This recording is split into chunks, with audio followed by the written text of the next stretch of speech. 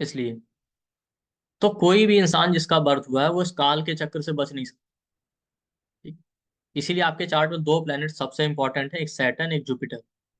Saturn actually काल को represent करता है, कर्म का कारक। दूसरा है जुपिटर, जुपिटर गुरु को रिप्रेजेंट करता है और फ्री विल को भी।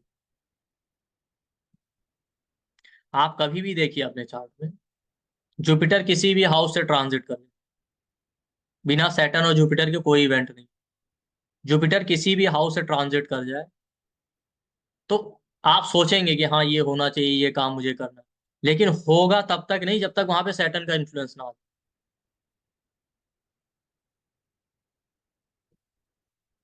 जैसे फॉर एग्जांपल अगर लियो असेंडेंट को ले लें जिनका अभी मैरिज नहीं हुआ है, या सॉरी लिब्रा असेंडेंट को ले लें। लिब्रा वालों के लिए जुपिटर अभी एरीज में ट्रांजिट कर रहा है लास्ट 1 ईयर, तो उनके 7th हाउस में आ गया। तो हो सकता है जिनका मैरिज ना हो या अभी रिलेशनशिप में ना हो वो लास्ट 1 साल से सोच रहे होंगे रिलेशनशिप को लेके, रिलेशनशिप करना है, मैरिज करना है, लेकिन वो होगा नहीं अनलेस और अनटिल सैटर्न जब तक 7th हाउस में ना आ जाए या उस पर दृष्टि ना डाल दे। कोई है यहाँ पे लिब्रा असेंडेंट? क्योंकि जुपिटर आपका फ्री विल है, विजडम।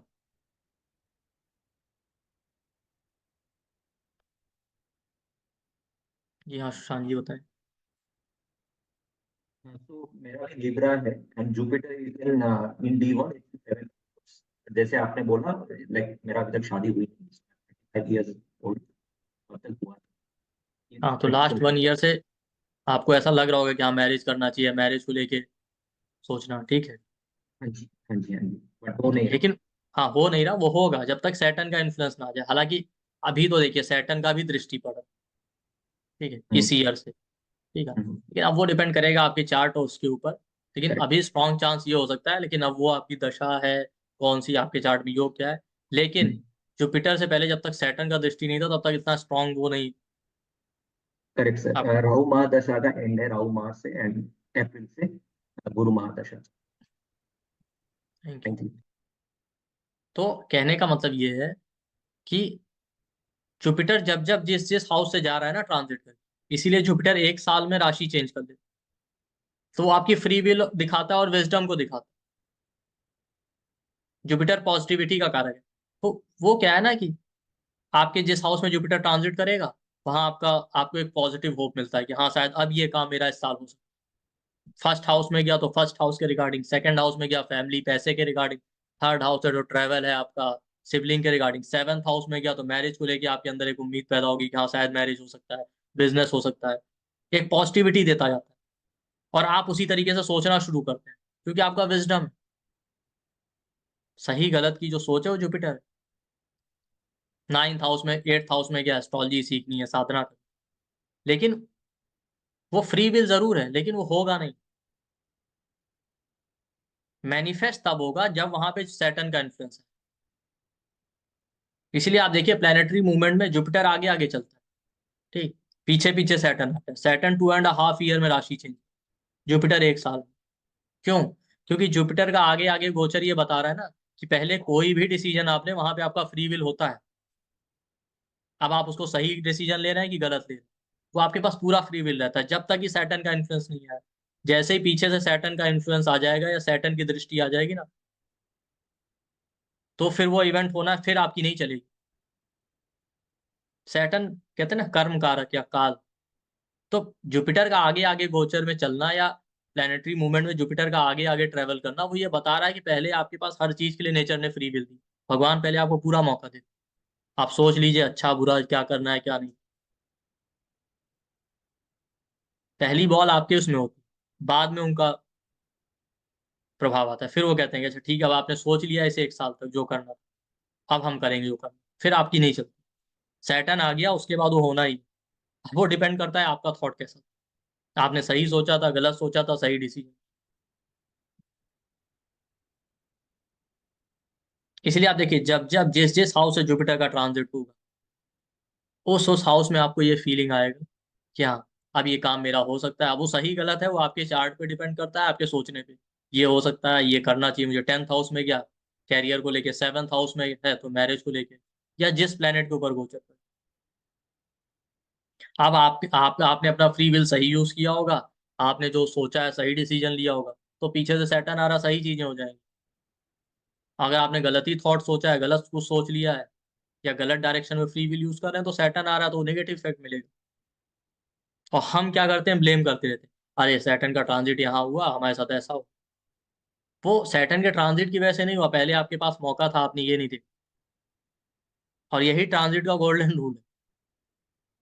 ट्रांजिट और कुछ नहीं है, बस एक लाइन में ही ट्रांजिट। सैटर्न जुपिटर जिस हाउस को एक्टिव कर देंगे वो रिजल्ट होना है, आप चेक करके देख लीजिए। आपकी मैरिज हो, आपका कैरियर हो, बिना सैटर्न और जुपिटर दोनों के ट्रांजिट के हो ही नहीं सकते, कभी नहीं हो सकते। इवन हम नाड़ी में भी पढ़ते हैं ना, जुपिटर यहाँ गोचर करेगा, ट्राइन में गोचर करेगा, इवेंट हो जाएगा, ऐसा कुछ नहीं, वो भी कंप्लीटली, मतलब मैं ये नहीं कह रहा हूँ कि नाड़ी गलत है, मतलब वो पूरी तरीके से रिजल्ट नहीं देता। आप दगा के देखिए, जब तक सैटर्न का इन्फ्लुएंस नहीं होगा कोई रिजल्ट नहीं आएगा उस हाउस का। जब ट्रांजिट में आपके जितने भी इवेंट हुए होंगे बिना इसके नहीं हुए, अब वो अगर सही हुए, अच्छे हुए हैं, तो वहां पे आप देखिए इसका रोल, आपकी फ्री विल का रोल जरूर रहा होगा। क्यों? क्योंकि जुपिटर आगे गोचर करता है पहले, पीछे सैटर्न आ रहा है, तो आपके पास ऑप्शन जरूर रहा होगा। आप खुद रियलाइज करके देखिए। इसीलिए देखिए कई बार क्या होता है कि आप गलत डिसीजन ले लेते हैं, कुछ गड़बड़ हो जाती है, ठीक है। होने के बाद आपको फिर लगता है अरे हम पहले ऐसा सोच रहे थे, काश ऐसा किया होता तो ये नहीं। हमेशा आप देखिए नेचुरली ऐसा होता है कि जब भी कुछ गड़बड़ होती है तब हमको रियलाइज होता है अरे हम जैसा पहले सोचे तो वही ठीक। क्योंकि हमारे पास फ्री विल में दोनों ऑप्शन है, पॉजिटिव भी निगेटिव भी। हम सही भी सोच सकते थे, गलत भी सोच सकते थे, जिस हाउस में जुपिटर गोचर कर रहा है। अगर आपने सही वाला डिसीजन लिया होता तो सैटर्न का ट्रांजिट आता, सही रिजल्ट मिलता। गलत डिसीजन लिया, सैटर्न का ट्रांजिट आया, गलत हो गया या गड़बड़ हो गई। तो यही आपके ट्रांजिट का पूरा एक रूल है, और कुछ नहीं है ट्रांजिट। बाकी राहु केतु सन वन ये सब बात के बात है, वो रिजल्ट देते हैं, बिना इसके कुछ नहीं। आपको टाइमिंग का कोई क्लास या कोर्स करने की जरूरत नहीं, टाइमिंग सिर्फ ट्रांजिट, सिर्फ इतना ही कि सैटर्न और जुपिटर जिस हाउस जिस प्लेनेट को एक्टिव कर देंगे वही होगा, उसके अलावा कुछ नहीं हो सकता। अब वो डिपेंड करता है आपके चार्ट की योग, अगर आपके चार्ट में मैरिज का कॉम्बिनेशन या योग नहीं है फिर कुछ नहीं। योग होना चाहिए, अगर योग है आपके चार्ट में तो ट्रांजिट यही है, ये ध्यान रखिए। बट जो भी प्रॉब्लम आता है आप उसको समझ जाइए कि वो इसी वजह से आ रहा है, उसमें आपके फ्री विल का पूरा रोल है। आप उसे ये कह के नहीं बच सकते कि हमारी डेस्टिनी में ऐसा था। इसको आप बर्थ चार्ट से भी समझ सकते। नाइन्थ हाउस आपका फॉर्च्यून, थर्ड हाउस आपका एफर्ट, दोनों एक दूसरे के आमने सामने। आप कितना भी एफर्ट लगा लें, जब तक फॉर्च्यून साथ नहीं देगा ना नाइन्थ हाउस ठीक उसके सामने, कोई सक्सेस नहीं मिलने वाली। अपोजिट भी कर ले, नाइन्थ हाउस फॉर्च्यून है, कितना भी फॉर्च्यून आपको साथ दे, उसके ठीक सामने थर्ड हाउस है, अगर आप एफर्ट नहीं लगा रहे कुछ नहीं होगा। तो वहां से भी समझ सकते हैं, जुपिटर आपका फॉर्च्यून है, जिस जिस हाउस में जा रहा है फॉर्च्यून आपको साथ दे रहा है उस एक साल के लिए। सैटर्न आपका एफर्ट है, जैसे ही सैटर्न का इन्फ्लुएंस आएगा और आपने एफर्ट लगाना शुरू किया आपका काम हो जाएगा। इसीलिए जब तक जुपिटर का ट्रांजिट होता रहता है आपको पॉजिटिविटी मिलती रहती है, भाग्य आपका साथ दे रहा, बट सैटर्न जब तक नहीं आता ना, सैटर्न का इन्फ्लुएंस, वो काम होता नहीं है उस हाउस। क्योंकि एफर्ट भी तो लगाइए। या सैटर्न का ट्रांजिट जिस जिस हाउस में हो रहा है, आप वहां एफर्ट लगा रहे हैं बट आपको रिजल्ट नहीं मिलता। क्यों? कितने भी एफर्ट लगा लीजिए, अगर फॉर्च्यून साथ नहीं दे रहा तो कुछ नहीं हो सकता।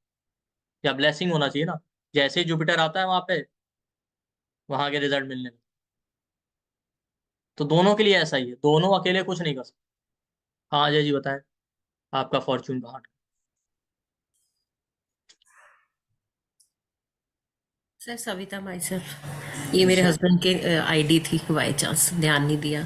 सर हाँ इसका कोई एग्जांपल देके बता सकते हैं कि इन दोनों का कैसे लाइक चलिए बताएं।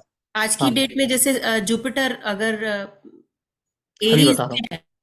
सविता जी मैं अभी बता रहा हूँ, ठीक। जैसे अभी मैंने इनसे पूछा, लिब्रा असेंडेंट था, जुपिटर एरीज में था, सेवंथ हाउस। जुपिटर एक साल से एरीज में ही है, तो फॉर्च्यून तो इनको सपोर्ट कर रहा है, या इनका फ्री विल तो काम कर रहा है कि हाँ मैरिज करना है, मैरिज, लेकिन हो नहीं रहा। क्यों? क्योंकि तब तक सैटर्न का कोई इन्फ्लुएंस नहीं था। लेकिन जैसे ही सैटर्न 2023 में एक्वेरियस में आया, लिब्रा असेंडेंट वालों के लिए, वहां से उसका थर्ड एस्पेक्ट भी एरीज पे आने लगा। अब सैटर्न और जुपिटर दोनों का इन्फ्लुएंस आ गया, तो अब स्ट्रॉन्ग चांस है कि मैरिज हो सकती। और जब तक सैटर्न का इन्फ्लुएंस नहीं था, हो सकता है ये सोच रहे हो बट एफर्ट उतने नहीं लगा रहे। बट जैसे ही सैटर्न एक्वेरियस में आया, उसका थर्ड एस्पेक्ट पढ़ने लगा 7th हाउस में, लिब्रा असेंडेंट वालों के लिए, ये लोग एफर्ट भी लगाना शुरू कर देंगे बिजनेस और रिलेशनशिप या मैरिज के लिए। अब डिपेंड करेगा इनके चार्ट में क्या योग है। अगर होंगे कॉम्बिनेशन तो हो जाएगा, मैरिज का योग नहीं होगा तो नहीं। ठीक, इस तरीके से हम ट्रांजिट को स्टडी करते हैं, और यही हमारे कर्मों का साइकिल। क्यों? क्योंकि अगर ये ट्रांजिट नहीं होता तो आप खुद सोचिए ना, आपके चार्ट में प्लेनेटरी पोजीशन फिक्स है। Kavita ji, question answer last में लेंगे, और आपका मुझे पता है क्वेश्चन मैरिज का होगा अपने बच्चे का, आप नोट करके रखिए, लास्ट में कर लेंगे। तो अब देखिए, अब ये ट्रांजिट है या दशा है जो भी, इनके बेस पे ही आपको रिजल्ट मिलता है। क्यों? क्योंकि आपके चार्ट में जो प्लेनेट की पोजीशन वो तो फिक्स है, वो तो एक जगह सैटर्न बैठा है वहीं बैठा है। तो आप खुद सोचिए ना कि अगर ये प्लेनेट मूव नहीं कर रहे होते तो आपको रिजल्ट कैसे मिलता। भाई मान लेते हैं सैटर्न आपका रिस्पॉन्सिबिलिटी है, कर्मों का कारण, आपके थर्ड हाउस में सैटर्न है बर्थ चार्ट, तो आप क्या लाइफ लॉन्ग थर्ड हाउस के रिगार्डिंग तो एफर्ट लगाएंगे नहीं, या केवल आप थर्ड हाउस के कर्म तो करेंगे, बाकी हाउस का कैसे होगा? तो ऐसा ही है, आपका बर्थ चार्ट में सैटर्न भले थर्ड हाउस में था, लेकिन अब धीरे धीरे जब से आपका बर्थ हुआ, सैटर्न मूव कर रहा है, हर 2.5 ईयर बाद एक राशि में जा रहा है। तो जिस जिस हाउस में जाता जाएगा, उस हाउस के कर्म आप करते जाएंगे। तो कभी भी आप ट्रांजिट चेक कीजिए, सैटर्न जुपिटर जिस हाउस को एक्टिव, आप देखिए। एक चीज मैं आपको और बताता हूँ ट्रांजिट, आप देखिए, जो सैटर्न आपके जिस हाउस में गोचर कर जाए ना, जिस हाउस में या जिस प्लेनेट में, सडनली आप उस हाउस को लेके एक्टिव हो जाते। उन 2.5 ईयर्स में लगेगा कि आपकी पूरी लाइफ उसी हाउस में स्टक कर गई। पहले भले आप उस हाउस के बारे में ना सोच रहे हो, लेकिन उस टाइम फिर आपको लगेगा कि ये हाउस बहुत इंपॉर्टेंट है हमारे लिए, ये काम तो मुझे करना ही करना है, ये हमारी रिस्पॉन्सिबिलिटी है, अगर ये काम नहीं हुआ तो पता नहीं क्या हो जाएगा। क्यों? क्योंकि वो 2.5 ईयर बाद सैटर्न जो मूव करता रहता है ना, वो आपको याद दिलाता रहता है कि भाई लाइफ में ये भी पार्ट है आपका, इसको इग्नोर नहीं करना। वरना लाइफ के बहुत सारे पार्ट को हम इग्नोर कर देते हैं, आप देखिएगा इसको। ये सिंपलेस्ट मेथड है ट्रांजिट को रीच करने का, आप देख लीजिए, फोर्थ हाउस में जाएगा ना, सडनली आप एक्टिव हो जाएंगे। इस साल मुझे घर खरीदना है, या गाड़ी खरीदनी है, या मदर की हेल्थ ठीक रहनी चाहिए। वो वहां पे आते ही आपको रिस्पॉन्सिबिलिटी वाला फीलिंग देने लगे, और एक फियर आ जाएगा आपके मन में कि ये करना ही करना। 7th हाउस में गया, आप मैरिड नहीं है, आपको तुरंत लगेगा नहीं नहीं मैरिज भी करनी चाहिए, ये भी एक इंपॉर्टेंट पार्ट। या आप मैरिड हैं तो आपको लगेगा अगर रिलेशनशिप में कोई प्रॉब्लम है कि नहीं नहीं रिलेशनशिप पे बहुत ध्यान दें। मतलब उस 2.5 ईयर में आपका पूरा फोकस वहीं पे, और जैसे ही 2.5 ईयर बाद सैटर्न अगले हाउस में मूव कर जाएगा, तब आपको पता है क्या लगता है हमने कुछ ज्यादा ही ध्यान दे दिया था इस हाउस पे, इतना भी इंपॉर्टेंट नहीं था, बाकी चीजें इसकी वजह से हमने इग्नोर कर दी, हमें बाकी चीजों पे भी ध्यान देना। अब जिस नेक्स्ट हाउस में सैटर्न गया, वो 2.5 ईयर तक आप वहां वही करने वाले हैं, पूरा फोकस वहीं रहेगा। जैसे ही वो नेक्स्ट हाउस में मूव करेगा, तो आपको रियलाइज होगा, मतलब एक प्रेशर हट जाता है ना, आपको लगता है अरे इसको हमने कुछ ज्यादा ही सीरियस ले लिया था, ये इतना भी इंपॉर्टेंट नहीं था कि बिना इसके हमारी कोई लाइफ खत्म हो जाए। क्यों? क्योंकि सैटर्न वेस्टेज है। तब आपको रियलाइज होता है कि इस चीज की इतनी कीमत नहीं थी। मतलब वो कहते हैं ना, हम कभी सोने के भाव कबाड़ खरीद लाए, वो वाला हाल है। तो आपको लगता है इस चीज की इतनी कीमत नहीं थी जितना हमने इसको इंपॉर्टेंस दिया। कई बार मैंने देखा फोर्थ हाउस में सैटर्न ट्रांजिट कर रहा हो, उस टाइम प्रॉपर्टी खरीदने जाए, प्रॉपर्टी का रेट जो नॉर्मल होगा उससे ज्यादा पे करके बाद में रियलाइज हो। तो सैटर्न जिस जिस हाउस में जाएगा ना, आपको याद दिलाता रहेगा कि ये हाउस भी इंपॉर्टेंट है, ये भी आपका रिस्पॉन्सिबिलिटी, इग्नोर नहीं कर सकते। और फिर आप इतने सीरियस हो जाते हैं ना कि कुछ जरूरत से ज्यादा ही सीरियस ले लेते हो। आपके जिस भी हाउस में इस साल सैटर्न ट्रांजिट कर रहा होगा, आप देखिएगा आपको लास्ट 1 ईयर से यही फीलिंग आ रहा होगा। एक्वेरियस में सैटर्न है इस समय, एक्वेरियस आपके जिस हाउस में होगा या जो प्लेनेट होगा, अभी जैन से गया है, जनवरी से आपको यही लग रहा होगा, पूरा ध्यान आपका इसी हाउस पे, ये हाउस का प्रॉब्लम सॉल्व करना है, कुछ भी हो जाए। इसीलिए सैटर्न जब ट्रांजिट करता है तो उस हाउस के रिगार्डिंग काम अवॉइड करना चाहिए जब तक कि जुपिटर ना आ जाए, या जब तक जुपिटर आएगा नहीं, जुपिटर का इन्फ्लुएंस तब तक होता भी नहीं है वैसे भी। क्यों? क्योंकि आप प्रेशर में ना, जैसा मैंने कहा कि वो कबाड़ खरीद लाते हैं सोने के भाव। हालांकि रेमेडी का क्लास जरूर था, लेकिन ये दो चीजें जो है ना आपको समझ में आ जाएगा पूरा ट्रांजिट कर। जैसे अभी देखिए एरीज असेंडेंट है 11th हाउस में सैटर्न, इनकम सैलरी को लेके, विश फुलफिलमेंट को लेके पूरा ध्यान 11th हाउस पे, वो अपने बड़े भाई बहनों को लेके पूरा का पूरा फोकस अब इनका इस 1 साल से इसी पे चल रहा है, और अगले 1 डेढ़ साल तक यही। टॉरस वाले हैं, उनका पूरा फोकस इस समय कैरियर पे। जॉब नहीं मिली तो जॉब करनी ही करनी है, या बिजनेस सेटल करना है, या कैरियर में कोई प्रॉब्लम आ रहा है उसको ठीक ही करना है, इसके बिना तो लाइफ में कुछ हो ही नहीं। जो वहाँ प्लेनेट बैठा होगा वो देख लीजिए उसके अराउंड। जेमिनाई ये वाले हैं 9th हाउस, हायर एजुकेशन के लिए जाना है, फादर से टर्म्स अच्छे करने हैं, फादर की हेल्थ पे बहुत ध्यान देना, या फॉर्च्यून पे पूरा ध्यान होगा, क्या भाग्य हमारा सपोर्ट करे तो हम बहुत कुछ कर देंगे।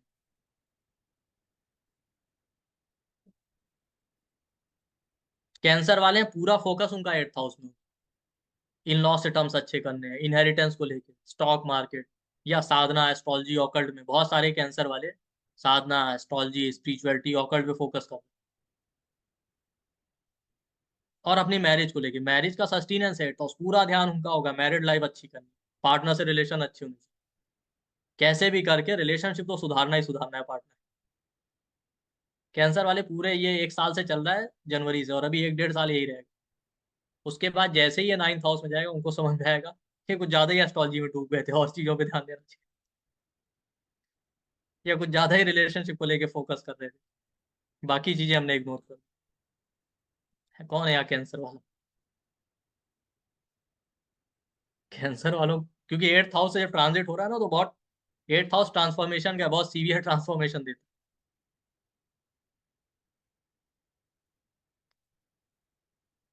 मनमोहन जी आपके चार्ट पे तो काम ही नहीं करेगा वो तो मुझे पता है, आप यही ओपिनियन देंगे। सर क्यों नहीं करेगा, पूरा कर रहा है सर। अच्छा कर रहा है, चलिए अच्छा, पहली बार ऐसा है कि आपके चार्ट पे भी कुछ काम कर ठीक है सर।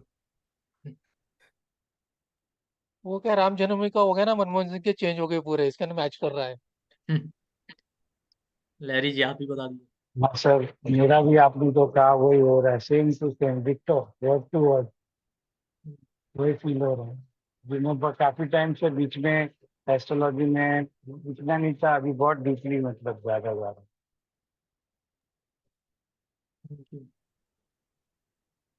और 8th हाउस क्रॉनिक डिजीज का होता है, हेल्थ पे भी बहुत ज्यादा फोकस है। इसी तरीके से आप किसी भी असेंडेंट के लिए देख सकते हैं। लियो है, 7th हाउस में सैटर्न ट्रांजिट कर रहा होगा, मैरिज नहीं हुआ तो मैरिज पे फोकस की शादी करनी ही करनी, मैरिड लाइफ में प्रॉब्लम आ रहा है तो पूरा ध्यान, पार्टनर की हेल्थ को लेके पूरा ध्यान, या बिजनेस को लेके, मतलब बिजनेस मैरिज पार्टनरशिप इनके अराउंड ही पूरा लाइफ अब घूमे।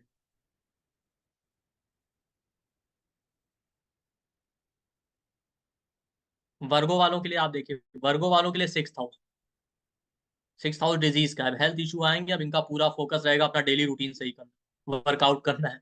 भले अभी तक एक्सरसाइज नहीं कर रहे थे, अभी 23 से उनका दिमाग दौड़ेगा, रेगुलर वर्कआउट करना, जॉब पे पूरा फोकस करना, पता नहीं जॉब ना चली जाए मेरी, या जॉब नहीं है तो जॉब ढूंढना है।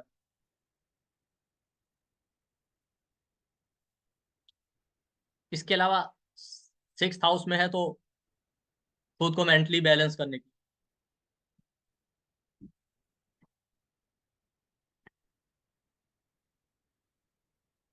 वर्गो के बाद लिब्रा आता है, लिब्रा का 5th हाउस में एजुकेशन, बच्चे नहीं है तो चाइल्ड बर्थ, या बच्चों से रिलेशनशिप सही करने, फ्यूचर प्लानिंग।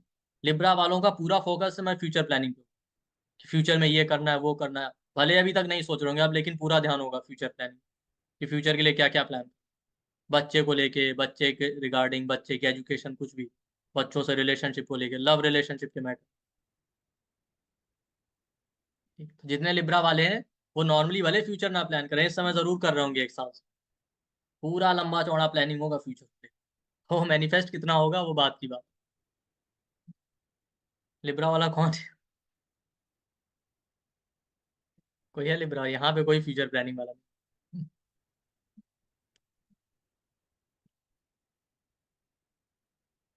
हाँ प्रभा जी बताएं। सर नमस्कार। जी नमस्ते। हाँ जी सर, मेरा एम है क्योंकि बच्चों का, क्योंकि मेरे छोटे वाले बेटे का 12th का बोर्ड है, जी तो पूरा कंसंट्रेशन उसकी तरफ है इस समय। प्लस फ्यूचर का भी है ठीक है। कि क्या करना है, कुछ लेना है, गोल्ड लेके रखना है। तो ये सब चीजें चल रही है माइंड में। 1 साल और रुके रहिए, 1 साल बाद आप कहेंगे कि पूरा फोकस ज्यादा इस पे दे दिया था, बाकी चीजों पे भी ध्यान देना चाहिए था, हेल्थ तो। I know. क्योंकि होता क्या है सैटर्न के ट्रांजिट को लेके ना, जैसे ही सैटर्न जिस हाउस में ट्रांजिट कर रहा है 2.5 ईयर बाद जब नेक्स्ट हाउस में गया ना, तब आपका फोकस वहां बढ़ जाता है। तब आपको लगता है अरे हमने इसको तो इग्नोर ही कर दिया था, हम तो इसी हाउस में अटके रहे। जैसे अभी इन्होंने कहा 5th हाउस में ना, बच्चे को लेके, फ्यूचर को लेके, जैसे ही 6th हाउस में जाएगा तब इनको लगेगा अरे हम अपनी हेल्थ पे भी ध्यान देना चाहिए था, हमारी हेल्थ नहीं ठीक है, हेल्थ को लेके ट्रबल कर रहे हैं, परेशान। हमने तो हेल्थ पे ध्यान ही नहीं दिया पिछले 2 और 2.5 सालों में। लिब्रा के बाद स्कॉर्पियो। स्कॉर्पियो के लिए 4th हाउस। अब इनका पूरा फोकस ना मेंटल पीस पे रहेगा, मानसिक शांति चाहिए। घर नहीं है तो घर बनाना है, प्रॉपर्टी गाड़ी को लेकर, मदर की हेल्थ ठीक रहे। पूरी लाइफ 4th हाउस के अराउंड रिवॉल्व कर, या अपने स्पाउस के कैरियर को लेकर किसी तरीके से अपने स्पाउस का कैरियर स्टेबल। लिब्रा के बाद सेजिटेरियस। सेजिटेरियस का पूरा फोकस रहेगा 3rd हाउस, छोटे भाई बहनों को लेके, छोटे सिबलिंग जो है उनका कैरियर को लेके या उनकी लाइफ को लेके, इन जनरल पूरा फोकस उनको लेके रहेगा, उनका ये राउंड इनका लाइफ रिवॉल्व करेगा, उनकी रिस्पॉन्सिबिलिटी ये 2.5 ईयर रहेगी। इसके अलावा 3rd हाउस न्यू इनिशिएटिव का था, कुछ ना कुछ नया शुरू करना, नया प्लान करना। 3rd हाउस आपके मैरिज के फॉर्च्यून का होता है, कहीं ना कहीं मैरिड लाइफ पे भी फोकस है, ताकि मैरिड लाइफ ठीक रहना या मैरिज हो जाए, मैरिज नहीं हुआ तो मैरिज हो जाए, मैरिड लाइफ ठीक रहे। बिजनेस को लेके, सिबलिंग की हेल्थ को लेके,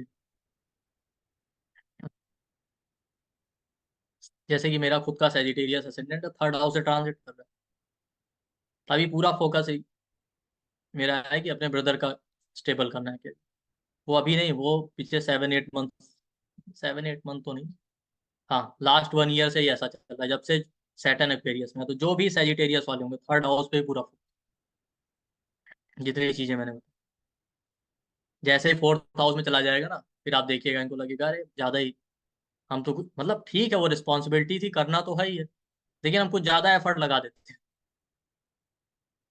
क्योंकि सैटर्न वाले हाउस में जब ट्रांजिट कर रहा होता है ना, तो वहां आपका थॉट पता है कैसे, तो आप एक पैर पे खड़े रहते हैं कि ये काम तो करना ही है, कुछ भी हो जाए। इससे पहले जैसे अभी 4 स्कॉर्पियो वालों के लिए 4th हाउस में कर रहा है ना, मदर के लिए सब कुछ करना, कुछ भी हो जाए मदर कहेंगी बाद में, पहले कर दे, उस वाले एटीट्यूड में आप हैं। ठीक है, रेमेडी तो हम पढ़ लेंगे, लेकिन ट्रांजिट का जो मैंने आपको रूल बता दिया ये कोई नहीं बताया। सब लोग परेशान रहते हैं, ट्रांजिट ट्रांजिट ट्रांजिट सीखना है, सैटर्न का ट्रांजिट हो रहा है, क्या हो जाए, कुछ नहीं होता, यही होता। बाकी जो होता है वो मंजूर खुदा होता है और कुछ नहीं, उसमें आपका कोई रोल नहीं। तो सेजिटेरियस कैप्रिकॉन वालों के लिए 2nd हाउस, पूरा ये 2.5 ईयर फोकस उनका फैमिली में रहेगा, फैमिली लाइफ स्टेबल रहना चाहिए, फाइनेंशियल स्टेबिलिटी चाहिए, सेविंग्स को लेके। अब वो पॉजिटिव नेगेटिव वो आपके चार्ट की,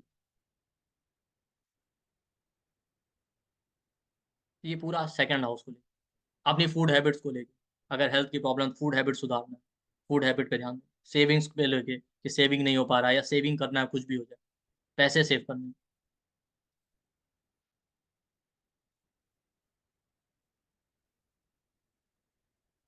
एक्वेरियस, एक्वेरियस के 1st हाउस में आ गए। अब उनका पूरा फोकस कहाँ रहेगा, अपनी हेल्थ को लेके, अपना हेल्थ अच्छा करना है, अपनी आइडेंटिटी लाइफ में ग्रोथ के लिए क्या करना है, इसके अलावा अपनी मैरिड लाइफ। कोई है एक्वेरियस में? एक्वेरियस वाला कोई नहीं? अच्छा,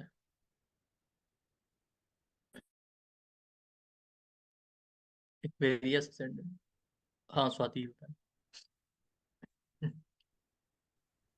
Sir, Aquarius। that's so true, sir. I this year it's all about me working out, losing weight, and having healthy diet. It's like completely focusing on my body, and yes, of course, marriage also. Absolutely right, sir. Thank you so much.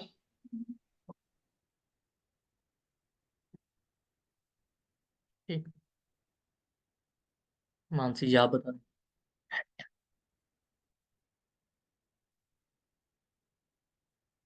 चलिए कोई नहीं, चलिए जीतू जी आप बता दीजिए क्या होता है।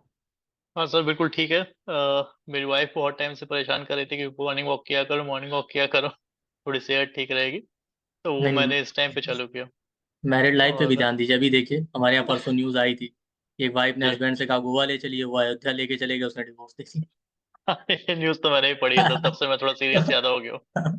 तो अभी आपका ट्रांसलेट हो रहा है तो आप सीरियस रहिए। और सर एक चीज और सर, आपने रेट्रो प्लैनेट में बताया था मंगल के बारे में कि जी मंगल यदि वक्री है तो ऐसे लोग या तो एफर्ट नहीं करते जनरली, और या फिर बहुत एफर्ट करते हैं ऐसा। तो वो भी चीज सर जी मेरे को हाँ। हुई कि हाँ, पहले मैं बिल्कुल वॉक वगैरह बिल्कुल नहीं करता था, पर जब से मैंने करना चालू किया तो अब मैं कंटिन्यूस बहुत ज्यादा कर रहा हूँ सर। तो दोनों चीजें कंफर्म करता हूँ सर, थैंक यू। ये एक्सपीरियंस हो गया। हालांकि मैंने सोचा नहीं था कि मैं ट्रांजिट बनाऊंगा, लास्ट तो रेमेडी का ही लेना था, नहीं कहाँ से आ गया। चलिए कोई नहीं, आपका फायदा ही।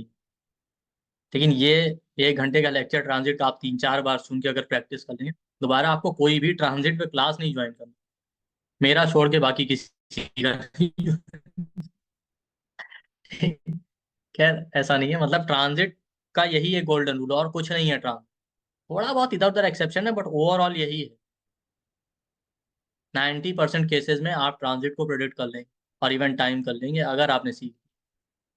देखिए हम लोग फ्री क्लास में तो कहते ही हैं कि ये पेड से अच्छी होगी, लेकिन अभी मैं पेड क्लास कह रहा हूँ, पेड क्लास हमारी फ्री से तो अच्छी होती है, पेड से भी अच्छी होगी। ठीक। और हम लोग हमेशा कहते हैं कि जितना हमारा कंटेंट होगा उससे ज़्यादा ही देंगे। पाइसिस को भी ले लेते हैं, पाइसिस वालों को क्यों छोड़े, फिर चलते हैं रेमेडी। पाइसिस के लिए 12th हाउस में ट्रांजिट कर, 12th हाउस हॉस्पिटल का है, पूरा फोकस उनका भी हेल्थ पे रहे, फॉरेन जाने को लेके, हो सकता फॉरेन में जॉब मिल जाए, फॉरेन सेटलमेंट को लेके, मैरिड लाइफ को लेके। इसके अलावा पाइसिस वालों के साथ क्या होगा ना, कि उन्होंने काफ़ी एफर्ट किए होंगे पहले, इसके पहले किसी भी चीज़ इन जनरल लाइफ में अपनी। तभी इन 2.5 ईयर्स में, स्पेशली जब ये 1 ईयर से जब से सैटर्न एक्वेरियस में है, तो इनको क्या लगेगा, बहुत एफर्ट कर लिया, अब जो होगा देखा जाएगा, भगवान भरोसे छोड़ देते। ये वाले एटीट्यूड में रहेंगे पाइसिस वाले, 2.5 ईयर ऐसे ही चले। इसके अलावा हेल्थ पे, मैरिड लाइफ पे, फॉरेन सेटलमेंट, इनको लेके। बट एक टाइम ऐसा आएगा, इन चीज़ों को लेके एफर्ट तो लगा रहे हैं अभी इन 2.5 ईयर में, ठीक है, इनिशियली जितना एफर्ट लगा रहे होंगे, फॉर एग्जाम्पल अभी लास्ट ईयर से सैटर्न एक्वेरियस में, ये लास्ट ईयर से एफर्ट लगा रहे हैं, अभी भी लगा रहे होंगे, लेकिन धीरे धीरे जैसे जैसे टाइम बढ़ता जा रहा है ना, वो एटीट्यूड इनका आता जाएगा, क्या भगवान भरोसे छोड़ देते हैं, बहुत कोशिश कर ली, जो होगा देखा जाए। कौन है पाइसिस में?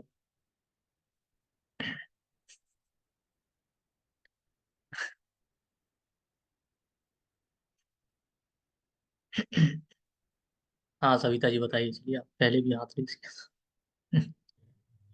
सर एक्चुअली मेरे बेटे का सैजिटेरियस है, और वो मान नहीं रहा था मैरिज के लिए। अब वो मैरिज के लिए माना है जब से सैटर्न थर्ड हाउस में आया है उसका ट्रांजिट में। और जो उसके और वो जैसे 1.5 साल बाद फिर ट्रांजिट करेगा फोर्थ हाउस में। वो हम्म। कह रहा है मुझे 1.5 साल में दुबई में अपना घर खरीदना ही खरीदना है। और जो उसकी जो गर्लफ्रेंड है जिससे वो मैरिज करना चाहता है, अब ही इज 32, पाइसिस राइजिंग है उसका। और वो भी कहती है कि मुझे शादी वहां करनी है जो मुझे बाहर ले जाए लड़का। ट्रू। आप कहते ना मान नहीं रहा था, शनिदेव अच्छे अच्छों को मनवा देते। सर चलिए कोई नहीं, आप चलिए प्रीति जी आप बताएं। सर मेरे बेटे का है पाइसेस में हम्म, लग्न है। अभी हम्म, उसको वही लगता है कि मुझे घूमने बाहर फॉरेन कंट्री जाना है। जी तो भेज और दीजिए। सर हाँ, मुझे और एक पूछना था सर, जैसे स्कॉर्पियो लगन में आपने बोला कि फोर्थ हाउस में ट्रांसिट कर रहा है सैटर्न, तो ये हाँ, स्पाउस के करियर को कैसे दिखा रहा है? 7 से 10th फोर्थ, 7 से 10th फोर्थ, ठीक। नहीं तो एक्वेरियस तो फोर्थ हाउस में आ रहा है ना, फिर हाँ स्पाउस। हाँ, तो 4th हाउस 7 से 10th है, स्पाउस का कैरियर। ठीक। ओके। ठीक। तो हालांकि मैंने इसलिए एक एक असेंडेंट को कवर कर दिया ना, कि अगर मैं 2-4 असेंडेंट का एग्जांपल देके छोड़ देता, बाद में भी कंप्लेन आता है सर हमारा रहेगा। तो आप क्वेश्चन आंसर में एक एक करके पूछें, इससे अच्छा है कि अभी कर दें। ठीक, तो ओवरऑल ट्रांजिट यही है। आपको समझ में आ गया सैटर्न का गोचर कैसे काम करता है? इसी तरीके से सैटर्न का गोचर रिजल्ट देता, और कुछ भी ऐसा नहीं है कि सैटर्न के ट्रांजिट को लेकर। अगर आपने इसको समझ लिया, आप सैटर्न का ट्रांजिट डील कर लेंगे, आज के बाद आपको बार बार नोटिफिकेशन नहीं देखना पड़ेगा। शनि का गोचर 2024 में यहाँ हो रहा है, तो अब ये धमाका होने वाला है। कोई धमाका नहीं होता भाई, यही धमाका होता है। ठीक है? और जो सबसे पहले मैंने आपको बताया इवेंट होगा तब जिस हाउस को सैटर्न और जुपिटर एक साथ इन्फ्लुएंस करे। अकेले किसी के करने से नहीं होगा। रीजन मैंने आपको बता दिया, एक आपका फ्री विल और फॉर्च्यून है, तो दूसरा आपका एफर्ट। किसी भी काम को करने के लिए आपको एफर्ट और फॉर्च्यून दोनों चाहिए होता है। वो थर्ड और नाइन्थ हाउस जो मैंने आपको बताया, बिना उसके आप नहीं हो सकते।